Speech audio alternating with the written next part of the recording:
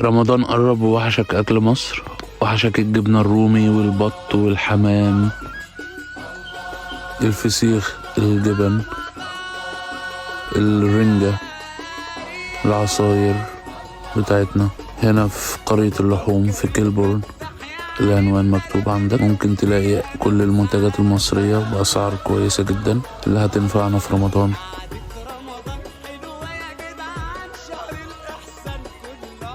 يلا بينا نشوف ايه المنتجات.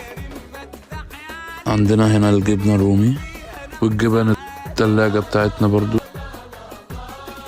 الفسيخ والرنجة والمش برضو والبسطرمة. وعنده هنا قسم الجزارة، كل الأنواع اللحوم والفراخ والبط والحمام والأرانب كمان. هتلاقي عنده الكوارع والممبار بتاعنا، لأن الحاجات دي اللي عايش هنا عارف إن الحاجات دي صعب تلاقيها. وكمان بيعمل السوسج والكفتة بالطريقة المصرية. الجزارة زي ما انتوا شايفين ما شاء الله حاجة نضيفة جدا، كل الحاجة متقطعة وجاهزة.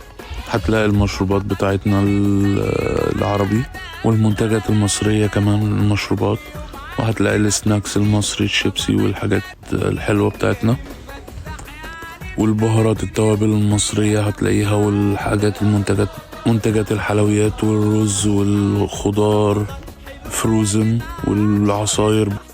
تلاقي منتجات معلبات كتير زي المربى، الحلاوة، العسل الأسود، الطحينة، الشاي بتاعنا، المخللات، الحلاوة الطحينية، المكرونات هتلاقيها كلها مصري، الزيوت، المنتجات النواشف، الحاجات زي الملوخية الناشفة والكلام ده كله موجود عنده. كل المنتجات المصرية ما شاء الله، روحوا هتتبسطوا إن شاء الله.